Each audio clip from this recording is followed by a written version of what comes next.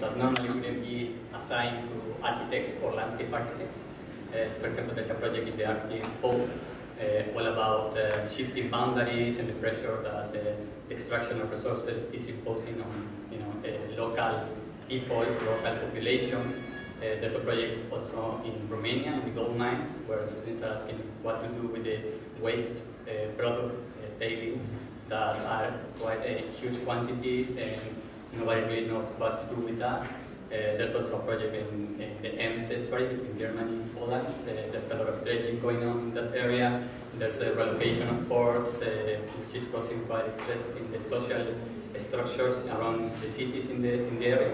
And so, in general, what we as the students, I think it's basically three things. One is focusing on the concept of territory, which is a concept we extract from a political theorist and geographer called Stuart. Probably very academic.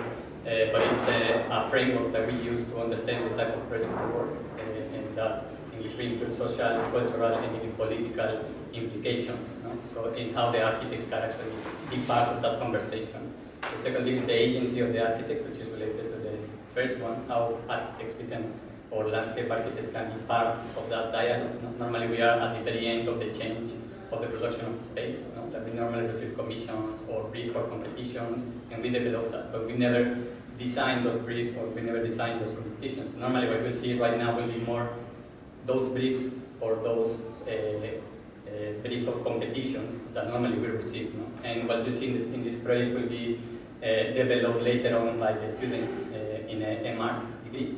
And they will actually take these design policies that you will see today and develop it in a formal architectural or landscape architectural scale. You see that there's a lot of thinking of how natural physical dynamics interact with the social dynamics and form the landscapes we see. And then we ask the questions, as Phil was saying, how people that tend to work more on a smaller scale can actually be brought to think about policies that have a wider impact.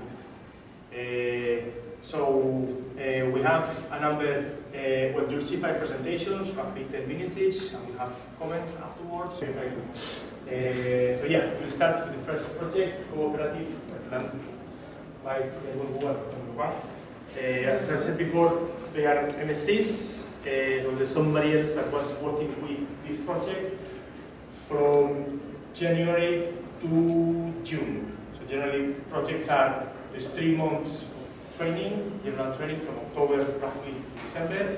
Then in January they start a collaborative project with the MSc to MARC, then the MARC step down, and in the summer the MScs finish what you will see today. Okay? Our project starts from the dead zone, and which is now becoming a global issue. And the dead zone is mainly caused by the eutrophication and will lead to poor living conditions and economic loss. In this case, we are trying to relate the problem with a specific terrain and with a serious type of landscape manufacturers.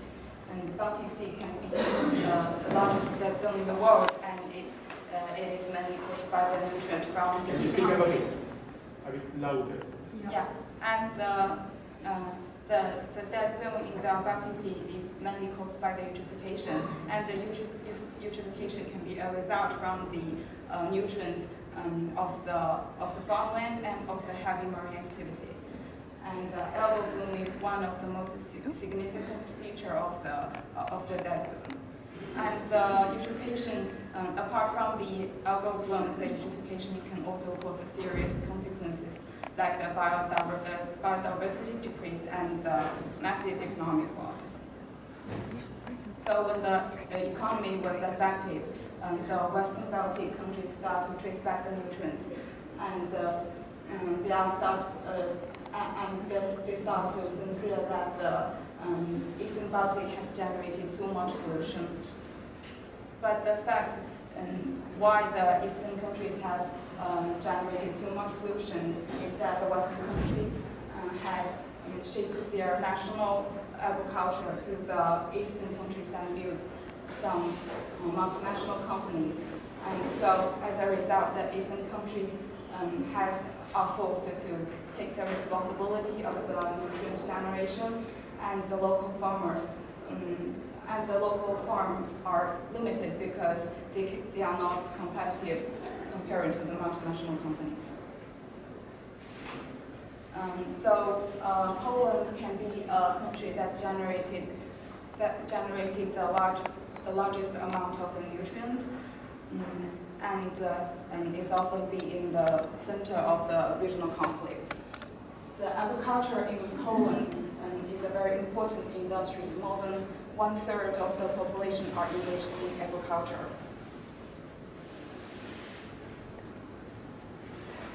But after Poland joined the European Union, the government has changed their policy and started to sell land to multinational companies. And at that time, the local farmers cannot compete with them, and they are also forbidden to proceed some food production from the raw material because of the poor hygiene condition. So the local farmers, they has formed some official organization to protest against the government policy and the Europe regulation. So more than 60% of the farmland located in the basin of the Vistula and the nutrients will flow from the upstream to downstream and affect the people who live in the Vistula Delta and even affect the countries that in the Baltic catchment.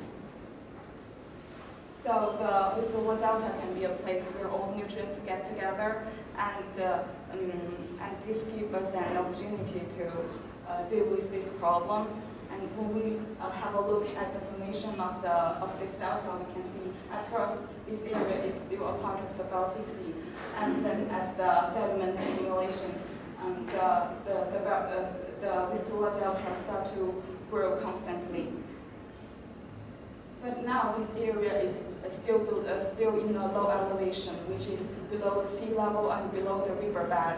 So the Polish has built a series facilities, including the dam along the river and a ditch system, along with some pumping stations. So this area is now becoming heavily engineered rather than a place with beautiful scenery. So to take all these conditions into consideration, we are planning to introduce the flood in our site and to create a remedial wetland system. And then as the accumulation of the sediment, this area will be reformed, and the landform will transfer from a remedial solution to a mechanism which can empower the local people through a cooperative organization.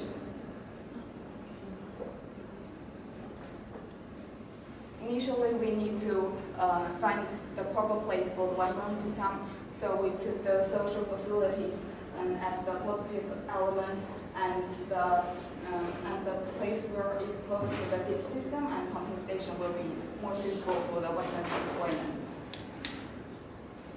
Yeah, and then we did a simulation to see how the terrain and people will be affected by the water discharging and the amount of damage that would happen in these sites. And these 6 candidates are more suitable for diverting water from the river course, which represented by the black dots. And finally, the footprint of the water generated a shape like this, and we decided to build 3 main units of the wetlands, and each of the unit will have a complete hydrology system connecting the dam breaking position to the pumping station to ensure that the water we diverted from the river course can be controlled easily. And let's zoom into the cell as an example. And before we diverting the polluted water from Vistula, we're trying to split the whole unit into different microcells so as to control the released water more efficiently. And we will take the high elevated elements such as the watershed and the road system as a guide to build the cell barriers. And the water flow access and the ditch system will be a guide for us to build the future aqueduct. For the technique we're using in wetland construction is called marsh terracing. And it is a reclamation tactic used to restore the wetland by converting the shallow open pools into constructed arrays of marshland. Ideally, after the water releasement, the sediment brought by it will gradually fill the whole unit, and the claimed land will be transferred to some specific land uses.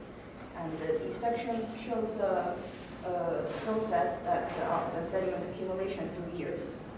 And these are a typical simulation outcome of how the cells will be filled by sediment. And we're going to combine these constructions with different functions. The first one shows an array of basic barriers only responsible for the sediment harvest. And the second is a primary one combining some transportation facilities so as to build a network in our whole unit. And the last one is the largest barrier with a sluice gate on it, and we're going to build it as a cell boundary to control the water flows between different cells. With the process of land reclamation, we're going to insert a new cooperative system to empower the local farmer as a compensatory. We're going to build the wetland in 4 steps, and part of the profit get in the previous phases will be used as cooperative facility constructions. And truly in the beginning, they won't get much from the system, but with the upgrading process, local farmer will get an opportunity to shift their existing agricultural structure to a more competitive one. And back to the unit scale, the wetland will be constructed in 3 types, mainly according to the sediment amount and the labor distribution. Where the cell is located near to the sediment source, which are represented by the red dashes, with some nature value will be reclaimed as tourism wetland, and other quickly reclaimed cells located within 2 kilometers of primary roads will be defined as a farmland wetland, and the rest of cells with no facilities and less sediment will gradually be transformed into natural wetland.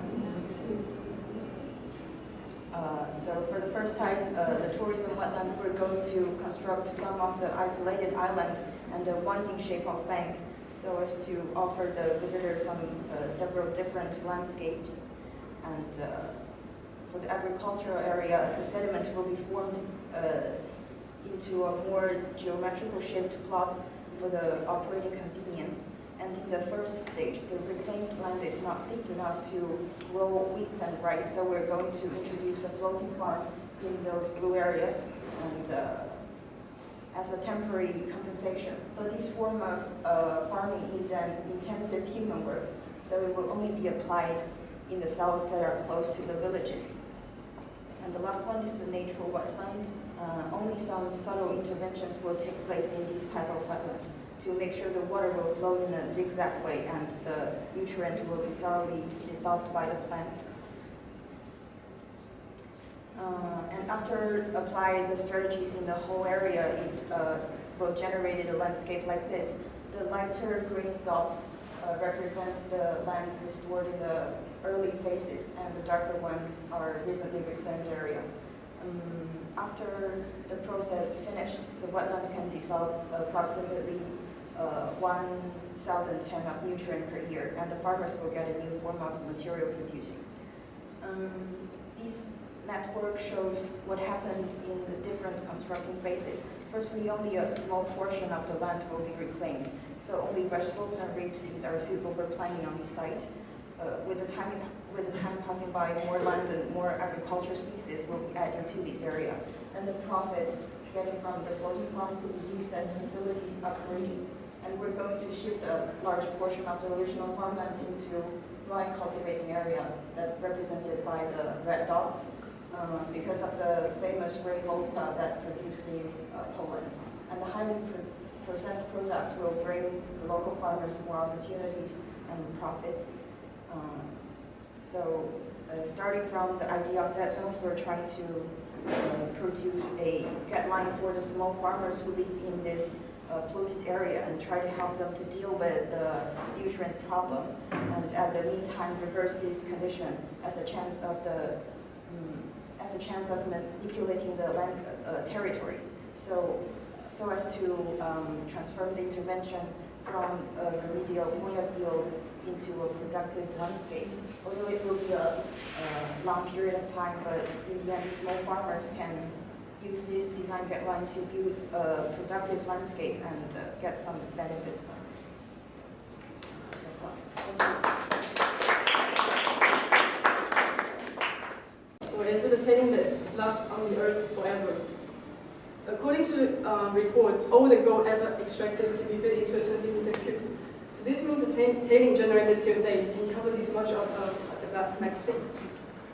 For a better understanding of the scale, you can see that the slide of the background of the slide is a grid that represents the amount of tailing that will be generated to get the gold amounting to the red highlighted square. The tailing will last forever, but there's also risk in storage of them. Dam failure happens even more frequent in the past centuries. That's because of the building of the impoundment is relatively young and it's still hard to predict the behavior of tailings. So the concern of dam failure often leads to a local conflicts. We intended to highlight the mining region where mining is the dominating occupation and livelihood, and graded each one with considering the environmental and social impacts. This is a base of our site selection, which is Montana in Romania, that sits on the mountain of gold. It's a town established because of the gold, and the surrounding town forms a fortification for these gold mountains. And this was planned in the Roman times. These towns then developed as mining town with a few exceptions of the farming villages. Mining continued under the state government until 10 years ago, when the mining operation had to be stopped because of it didn't meet the environmental regulation for Romania to enter the European Union. So through a field trip, we went to this closed mine and saw this pollution it generated already on site. Since the mine was closed, a Canadian company planned to reopen the mines. There were people in other cities against this project for the environmental issue, but Montana was divided with people realizing the tricks of the companies and revolted the project, while others desperately needed jobs. So the people in favor of mining seized the profitable future. This will last 25 years out of 15 years for the mining activities, and the rest will be the treatment and the reclamation of the pits. The company will hold 80% of stake, with the other 20% held by the Romanian government. And the tailing management facilities that the company is planning to do is with the valley impoundment method. So once the tailing dry up, a layer of topsoil will be added on the top and have it replanted. For you to have an idea, this is another copper mine that sits just right next to Montana. And the tailing dam was built within the valley, it was used to be a village with 1,000 households. So now only the top of the church can be seen from the tailing lake. So the same thing is planned by the Canadian company within Montana Valley, which joining 3 villages. And the resettlement plan, they give to people options to move to the near towns. But at the same time, Montana was put under the Mono-Occupation Act, which means that no other economy can come into this region other than mining. So to see the benefits of the mining industry from under different companies, we track the oil movement. Romania is leading overall development of the country, so the oil processing will be spread out fair. So the whole nation can be benefited from the gold. But what the Canadian company will do on the right, they will mainly process the ore on site and finally get the gold away. So what if the gold is exhausted? Will this region become a ghost town? As most of the people have been relocated and the protest went successfully, so the new project was stopped, the town is already a ghost town. Therefore, the locals from the protested campaign tried to revive their homes. Now people engage in domestic farming and some rear sheep, cows and horses. There's a farmer, Eugene, is the leader of the protester campaign who invited artists to do installation on his land, gaining a protection from where his land is sitting on the mining sites. Young people encourage tourism by letting their homes to, and also plan the track routes and cycling routes for tourists, but they cannot still run a legal accommodation facility in this town. And there's a summer festival every year and marathons attracts people over the road, but they cannot apply for a proper site to hold such activity from the council. So the local opens up their yards for people to camp on their land. So the modern occupation made this town continue to fade. So this makes us think that should reopening the mines be reconsidered? But this means a huge tailing pond will flood the towns. As it comes to the end of the mining process, the company is often bankrupt, which means they don't have money anymore to reclaim afterwards. So maybe there's an alternative way with maybe smaller tailing ponds, like how it used to be before, is less likely to cause disaster, and the reclamation work can be faster. The tailing impoundments of any scale will change the landscape. But if the change is beneficial to the locals and generating more occupational opportunities while the extraction is going on. Therefore, our strategy is generating landscape to promote new economic development to reduce the risk of dam failure. So firstly, we try not to interrupt with the existing industry. So we make sure that we don't take over farmers' land and their pasture land on the existing forest for the wood industry in this area, as well as study the plan from the government, and we get this major use of the tailings. The introduction of the economy will work with the existing landscape and follow the natural water systems. To change land use map of the valley shows that each changed land use is linked to the neighboring town, which will bring a beneficial influence. And the system of reusing the waste material will take us to the regional development like how it used to be before the privatization of the mines. And the section here shows the changing landscape and the land use. So with the multiple discharge systems, this means that we'll need a huge network of pipelines. So to avoid this, we take the natural flow system means we take the natural flow direction and establish the major discharge point on the higher points of the valley. And also adapting new economies will mean the developing of new infrastructures. So we realized that the prime roadway in the valley. The road will form a major constraint in deciding where the location of the impoundments are. And they are generated keeping in mind the regional network of other towns. And also they classified by the stacker alignment of the dams.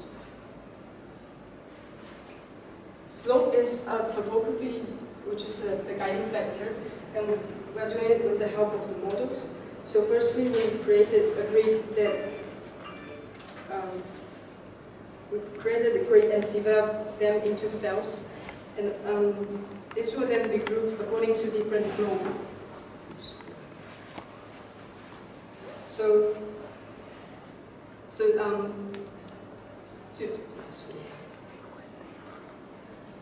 the steeper area here, which is more than 30%, will not be considered because the amount of tailing will be held in the impoundments will be too less, and it will not consider profitable to construct. So, and also the dam is a fixed structure of 10 meters in height. So with this steeper area, we will have to make multiple stacking of the dams. And since the impoundments will provide flat land for activities, the cells have to group to meet minimum size for the land requirements. So we provided farmlands impoundments in associate with the pastoral ones because most of the farmers, they own their cattle on site. And also the wood from the commercial forestry impoundments can be sent to the near town for wood processing. And the domestic one can be stayed on site for the use of wood fire.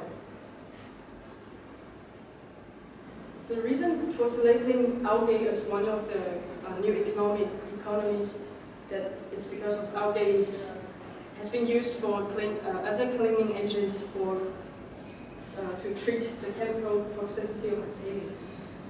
So the flow of tailings from one impoundment to the other will be controlled. And the farmland impoundment, for example, here, will be filled up after the algae biolakes forms on the top of the hill.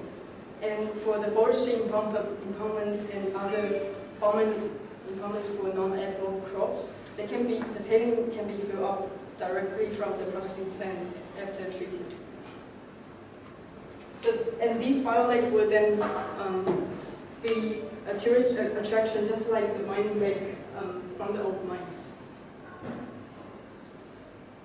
So our access to this base material will be only for 20 years, along with the mining operation. So we developed a timeline for the evolution of the project at zonal and as well as the valley scale. And we try to ensure that we develop a timeline to ensure that the new economy won't bring a sudden flood of people. So by the time the miner has extracted the gold, the new landscape will be ready and a different economy will flourish. Using the waste from the mine, we aim to generate land that will be as valuable as gold. This is showing various stages at which the dam will be built over the runoff of the mines. And the road flow over the dams will connect to the reach of the main road, connecting the village in the valleys. So further Freya will be doing more in detail the policy that will be required for the land division within each impoundment. And so this project deals with the economic decline of the region in the post-mining scenario. And we have formulated guidelines that corresponding to history, the process of mining, and also realizing the social aspect of a dying town to ensure that the farmers get to keep their land and the young people get to run the tourism business, and also, of course, the unemployed miner get to hunt their gold. Thank you.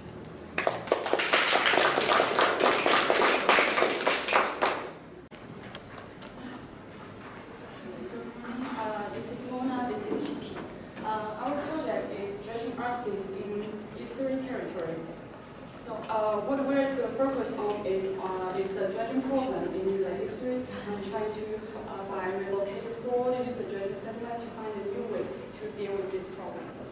So, because of growing marine trading, there is a global tendency having like growing shipside, ship road, and coast city. In many rivers, they have to do a lot of dredging work to maintain the expanding. So when we look at the North Sea, we found almost all the estuary are facing the similar problem of high dredging work, and they are suffering from the damages that dredging work has caused. So our site is in the MC estuary in the Baltic Sea. The dynamic barrier island and a large proportion of marshland is the key character of the Baltic Sea.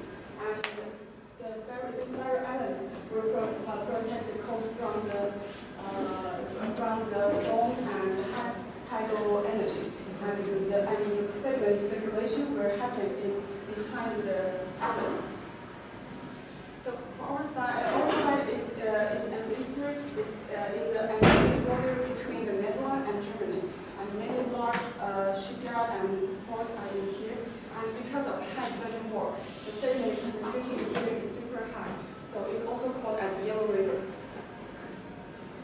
So why would the dredging volume here are so high? The main reason is the mill shipyard in the Ems River. This shipyard builds large ships every year, and the ship size is keep growing.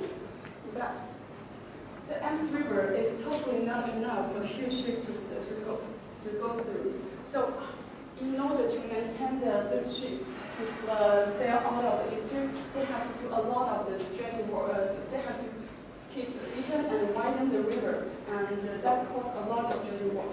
Many of the sediment were done at the estuary, so the dredging volume is keep increasing.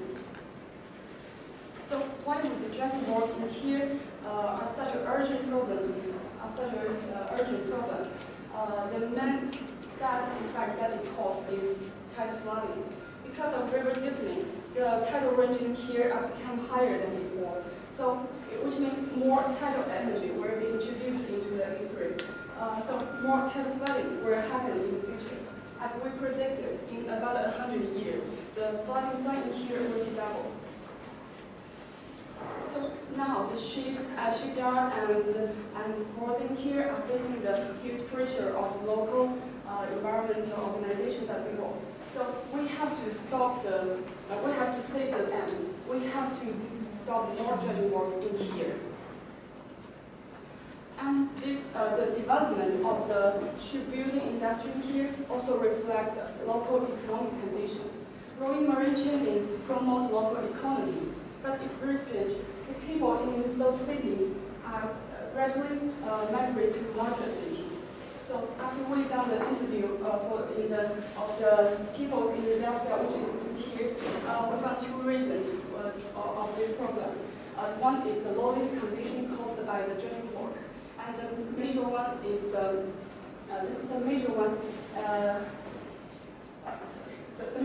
because of the low job opportunities. The local marine chain promote the development of automatic factory and container ports. So they simply don't need that much labor. People cannot find job in here. They have to migrate to large city to find more job opportunities. So now the cities are facing the problem of city shrinking. Here is a picture of that dam that we took. We found many shops are closed, nearly no people in the street, and as we heard, many apartments in here are empty. So overall, in M's estuary, environmentally, they are facing the risks that dredging work has caused, and also the cities in here is shrinking. So to deal with the dredging problem here, we did some case study in Rotterdam, Bilbao, and London. They are all gradually moved the ports from the river to the estuary. They reduce the dredging work by doing the movement, and also they make the marine chain here more convenient. So we believe that would be a good choice for us to deal with our site. But is that exactly what we should do? When we study more of these cases, we found some side consequences of this movement. One would be the isolation. The ports, unlike the historical ports with market and full of people, nowadays these ports are too isolated from the cities, away from the city texture. Now it's just an area with full of machine, and also this port now are totally depending on one single industry. So which makes this area very weak. If the industry here collapses, the whole area will collapse. So, and also, there is another problem of labor surplus. The centralized management in here, which makes the container port more suitable in here for the busy training. So, many people in Rotterdam lost their jobs in here. So, for the city structure of London, Bilbao, and Rotterdam, the city and port are too separated. They have their own activity, they have their own station. They don't have much connection together. But we're inspired by the movement. That's not what we want. We want to have more connection between the city and the port, not only from the route, from the daily use, from the activity environment. We want to provide a new way for us in our site. So our proposal is gradually move the shipyard and port from upstream to the estuary and make use of the joint sediments and tidal current to form a series of islands, perform like bio-islands, like we mentioned before, to protect the city. So by use the natural process of sediment circulation and tidal energy, we can form an area with diverse terrain that can be used to perform our diverse function. So from large scale of shipyard shipyard moving. We will gradually move the railway shipyard from Edinburgh to the Delta. So for the older shipyard, they were used to build smaller ships, and for the new shipyard, they were used to build larger ships. And for the Delta people in here, the railway shipyard will provide more job opportunities, and for the railway, the Delta will provide labor and land. So it's good for both of them.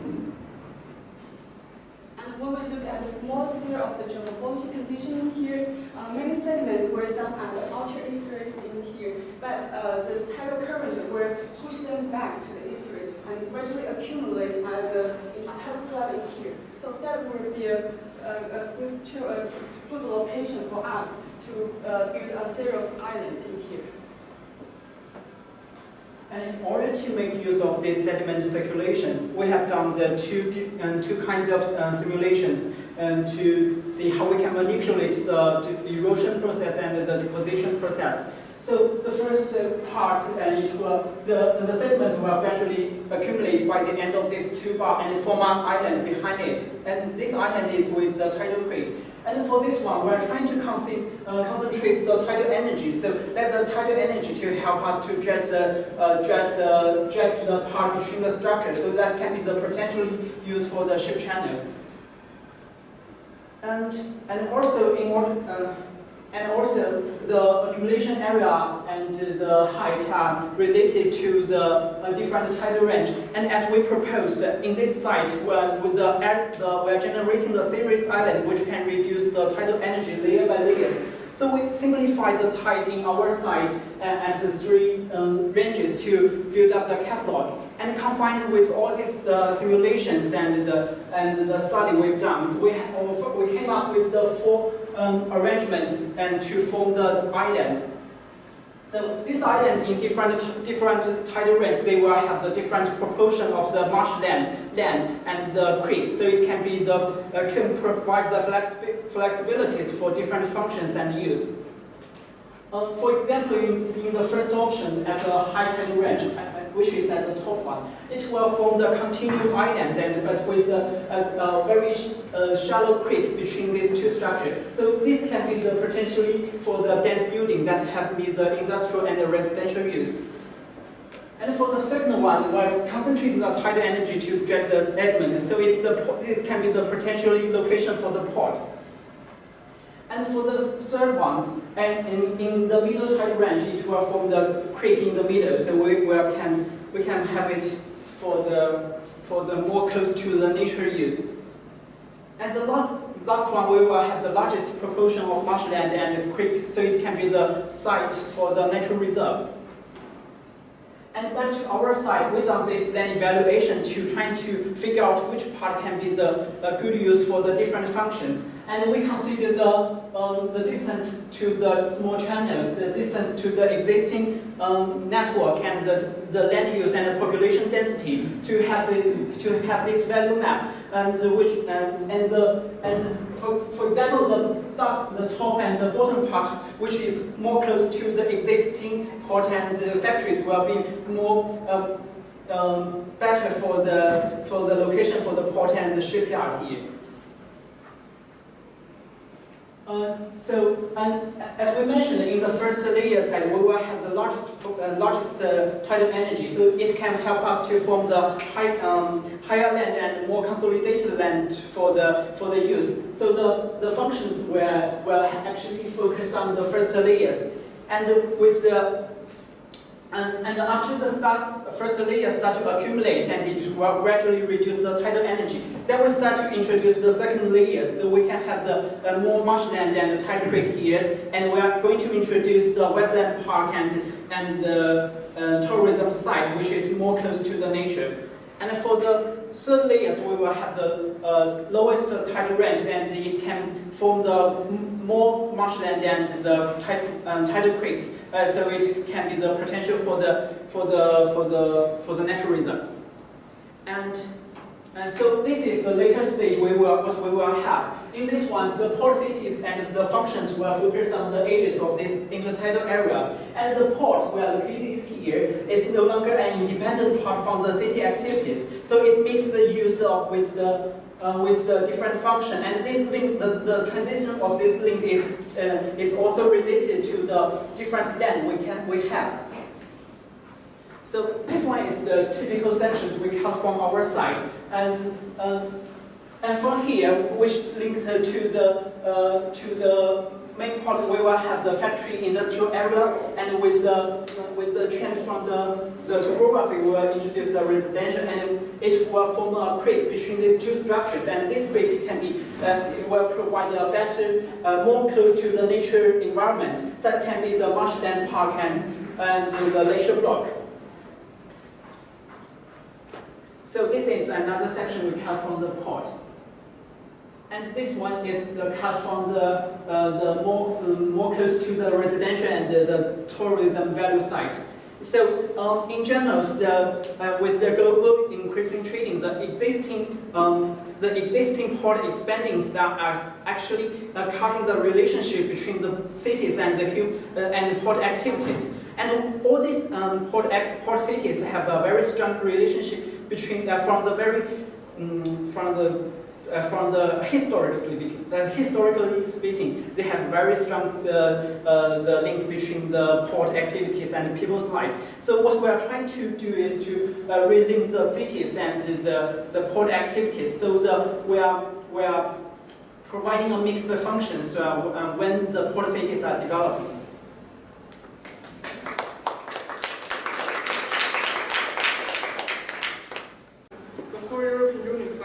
With the flooding condition, it constantly becomes unpredictable and out of control. It costs millions to fight it, put lots of people's life at risk, and damage thousands of houses in one breeze.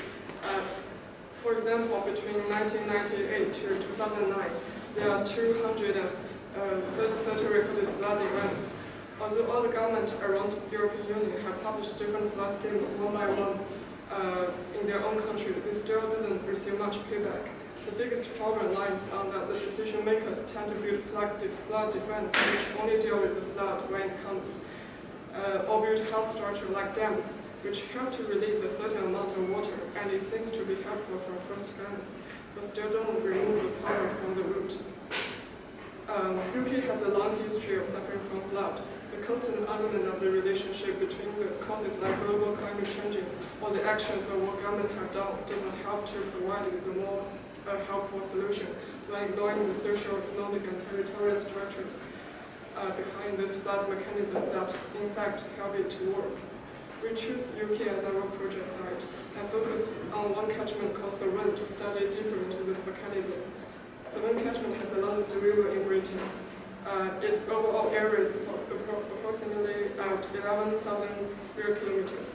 It has a population of around 2.3 million.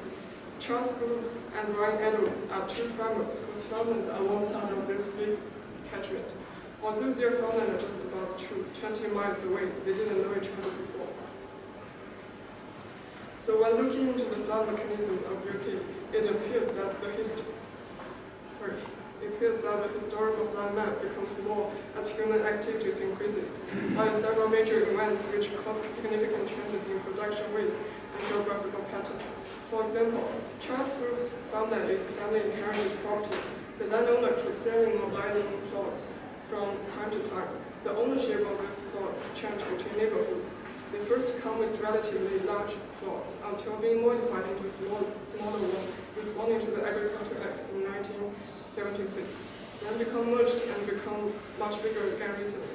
The drainage system keep being removed as asked by the relevant water management policies. Those alterations have their unconscious influence on the soil quantity, the farmer's farming structure, and those even further cause the water roll pattern on the sandland to change. While all the farmers stand in an important position in the local flood-scape, yet they are separated from the government's flood schemes. Thus, we are proposing a dynamic flow alarm system that would help to connect all the farmers together in changing this flood-scape. With the design tools that we developed, we were able to define the dynamic by ourselves. We find our four factors, which are water, speed, and quantity, the farmland structure, and agriculture pattern. farmers' connection and the land social formation as factors that will affect the landscape here. They play important roles in understanding the water system and the flood mechanism in the land as they are connected to each other. In the sub-catchment area that we focus on, there are about 50 florists, 110 farmhouses, and 40 orchards settled in this area. Farmers distribute their most agricultural products to the nearby 5 village markets and Shrewsbury Flower Show, and the local mural branches would collect their dairy products. As two typical traditional UK farmers, Charles and Brian's farmland both contains parts of crops and parts of livestock, while Charles' farmland is not affected by flood as much as Brian's, and trying also a higher percentage of crops. So for Brian, so much land would be best used for livestock, as they are flexible, not affected much by the flood.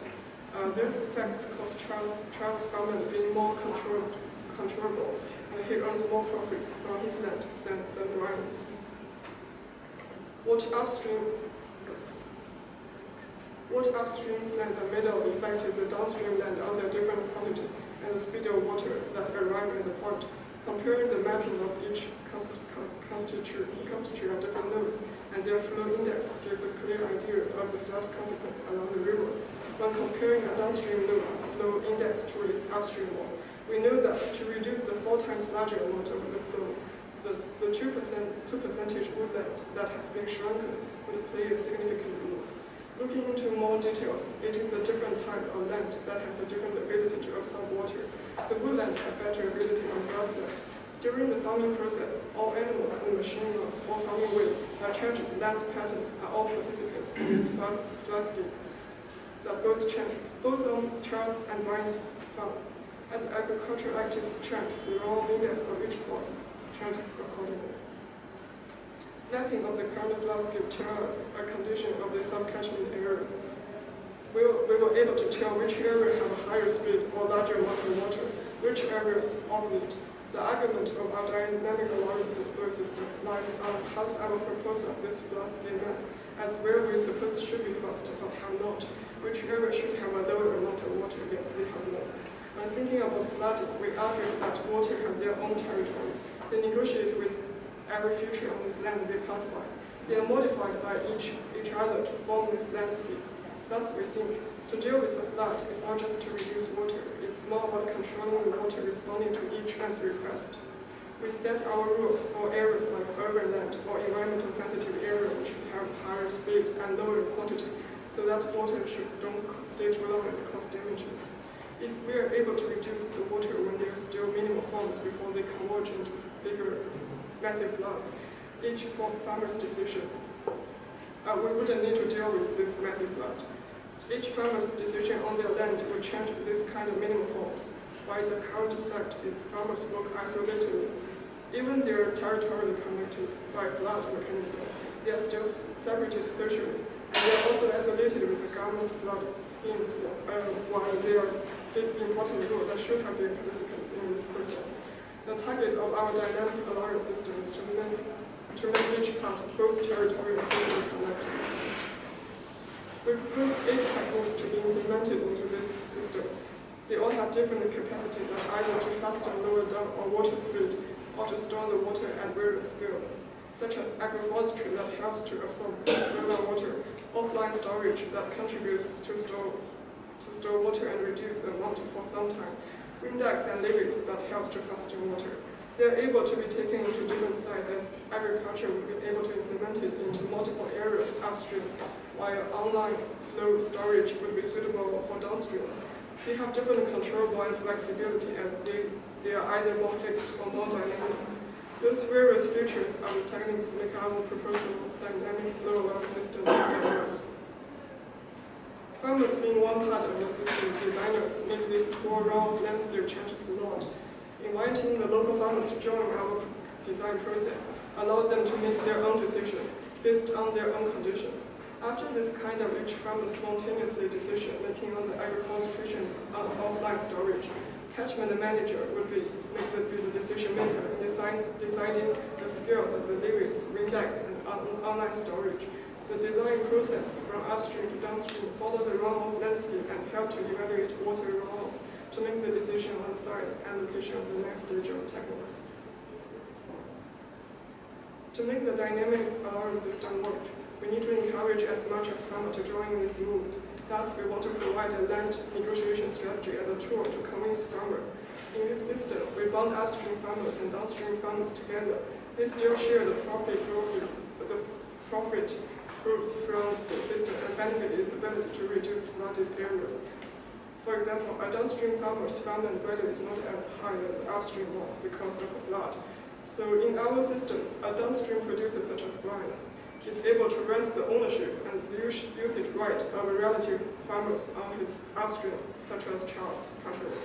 He would be able to rent Charles' nearest orchards to plant and nursery fruit trees on the plots of Charles' farmland that he exchanges ownership. He gets profits from fruit products, and this also helps to reduce water amount which would benefit his own land value.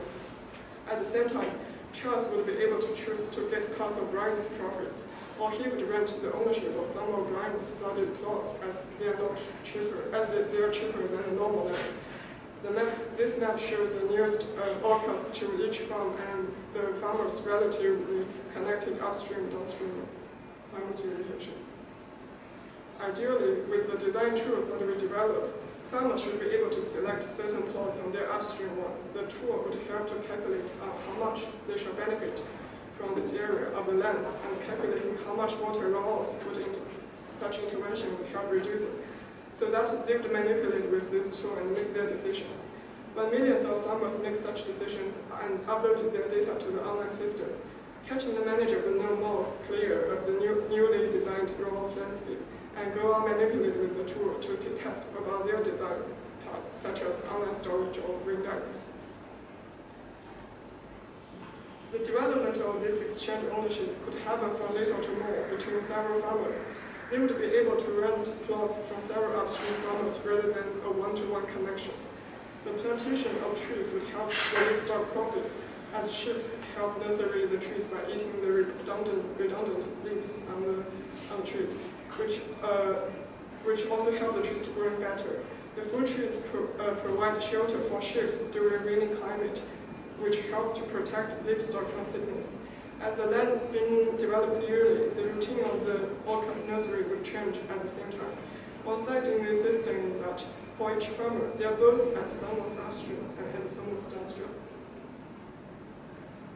So, in all, we hope this system to work, and this is a panel that we do try to show a time lapse from the left to right in different stages how this system works and how different farmers develop more and more agroforestry and get benefits from it and earn more profits.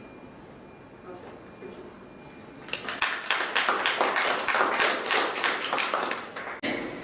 Our project looks critically into the last colonization process of the planet, appropriation of local resources and developing of the earth itself. For the outsider, this land may look empty, and as Mayor Firund even said that we're here because of the mine, otherwise no devil will build the city here, which is not exactly the truth. There was a devil before. There were people who were living there for 5,000 years, and that's why now in the Arctic we have the confrontation of the two different mentalities.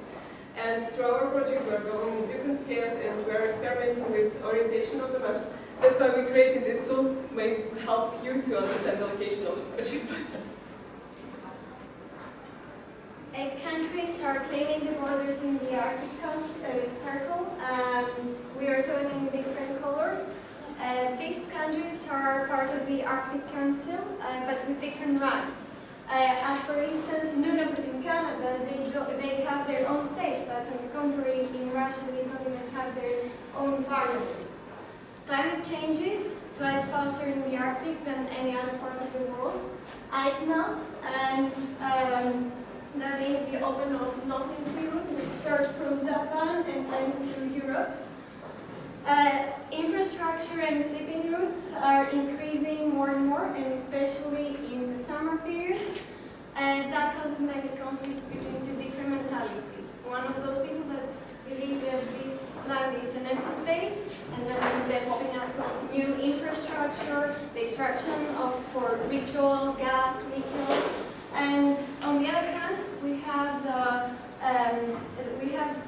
the local people that they live more than 5,000 years, and we are showing their movement with the black arrows, as they are nomads, and they are moving from winter areas, inland and valleys, to summer areas, coastal mountains. And during our project, we are designing a mechanism so we can create a land management between the local actors through the creation of the physical boundaries, which are flexible and they can change seasonally and that can help to negotiate between the actors. So our project, our program is about the European Atlas.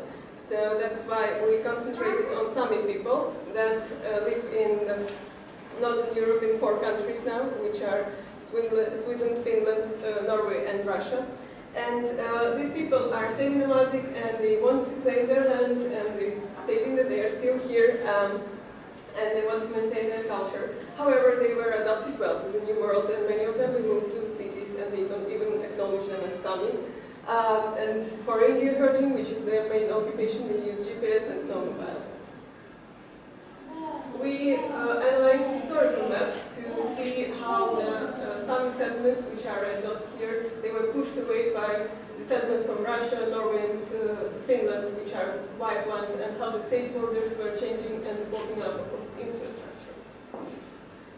And this is the current situation, how in Fennoscandian area, showing the infrastructure mine port activity by lines that collide with the red lines, which are Sami movements. Sapmi land, how they call it now, and this is the land of Sami. And you can see how it is torn apart by the state borders.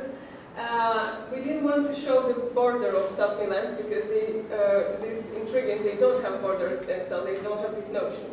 And that's why we are showing the zone of activity from red to white, and we are showing their main settlements, and the triangles are locations of Sami pyramids. Reindeer herding is the main occupation of Sami, who wants to maintain their traditional nomadic way of living. Sami are divided in 4 different countries: Russia, Sweden, Finland, and Norway. Here we are showing the movement of Sami people and reindeer from winter areas to summer areas, blue to red, as well as the compound movement in the Sapmi land.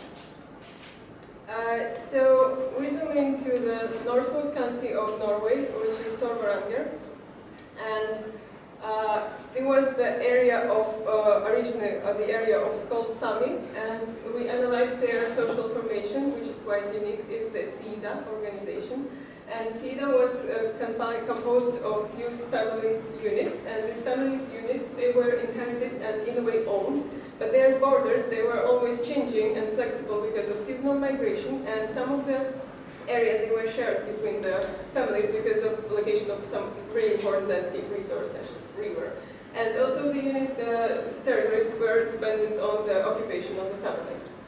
And these family units and the SIDAs, they were mainly, according to the reindeer herding, they survived mainly to this nowadays.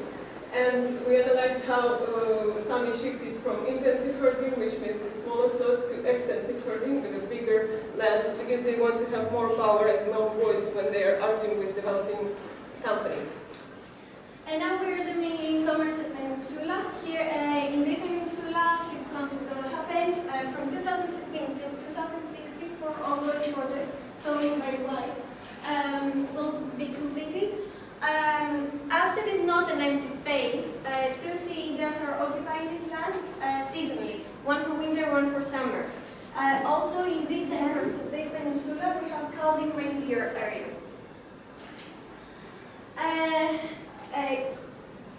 5 main actors are occupying this land, showing in different colors: blue for ports, green for military, brown for tourism, gray for transportation, and red for reindeer. Here we have the simulation panel that it is showing the activity of reindeer, and here it is the core area of reindeer. Seasonality is really an important factor in Arctic, as we can see in summer periods, activity increases a lot, and this means the collision of the different actors' activity. Lack of space means land and the emergence of the land management of the, between actors. So we propose to shift back to intensive herding and small size herds by defining the actors' boundaries. So how we can create this land management on the territory? So we designed a tool that can help to negotiate between the actors when they have their boundaries shifting through time, and then they can change the size of the units to see what kind of the consequences will happen on the peninsula. So we set up the rules of shifting boundaries according to the landscape features in different stages. As for example, in vegetated areas, the boundary is shifted more than in mountainous areas. And this is the application in our peninsula. So these are 6 units, reindeer herding units, and the boundaries are shifted, and we can change the target size of the unit. So if we want to increase this one particular more, because it will lose, for example, the port construction area. And also, we can see that the boundaries are getting more dispersed and connected to the topography and landscape. And in some areas, when the boundaries are really thick, it can mean it can point out to the future shared areas between the actors. Thinking about the speciality and the physical applications of our boundaries, we were thinking, inspired by summer constructions to see how they are now dividing the spaces between two cities and territories, and how they are controlling the flow. So based on this knowledge, we designed a catalog of techniques and different interventions that we can use to divide the areas of the actors. And our plan is to use the materials from the ports, because there will be really a lot of waste material, such as wood, soil, and stone. So we also divide the catalog into fixed techniques and flexible ones, because our boundaries they will shift continuously. So some of the techniques we can dismantle and put on a new place. And on 3 of them, we developed more, how we can apply them on site, what are the rules of the application, and also we performed this multi-criteria analysis. Like, we have the land features, the slope, and the slope orientation, and these hexagons, they mean the best location for each particular technique. And also we plan to add economic activity to Sami, such as tourism, which they actually do now, but we want to make it more organized. So we are expanding on tourist cabins, how we can create them. So thinking about the application particular to each unit, we saw that we designed an algorithm how we can divide the area into each technique plot, let's say. So we know we established the rules for each plot. For example, we know that the flow is coming by the river. So when we have the boundary and river intersection, we are creating the coral plot, which means that we will make the coral which is used for the separation and counting of rainbow. And we establish this for each particular technique, and then we adjust the boundaries of the plots according to the topography, so we just make them better, let's say. And then apply for each technique this multi-criteria analysis from before. So we go closer to the unit location, which you can see here. This is a bulkness area, which is the first port construction, and which will be implemented in 3 stages. This is how we can apply these techniques. First, we created a timeline scenario, how we can do that. So first of all, we set up the family areas, and then we need to make it free from the other actors, such as, for example, military, so we're like in the military zone in the common space, in the common area. Then we set up these technique plots, which are shown in different colors. And we know that there will be 2 seasons coming for each season, so we need to make separate settlements for winter, which is blue, and summer, which are orange. And then we need to create the boundaries with different techniques and to rearrange the main flow of reindeer. During the next stages, we need to redefine the boundaries, so we use the techniques from the previous stage, and to redefine the main flow.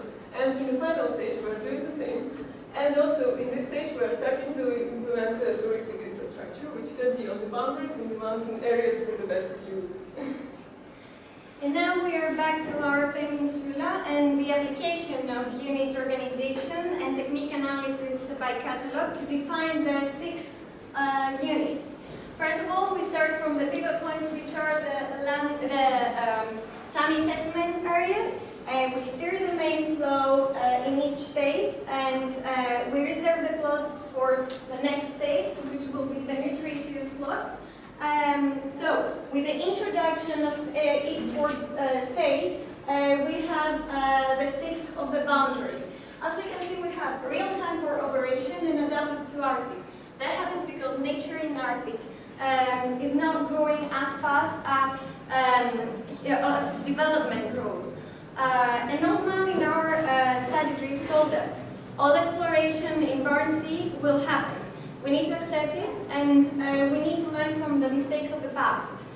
So we, as architects, our intention is with small intervention to give space to these people to live as they want to live, and while keeping the development process in the Arctic. Thank you very much.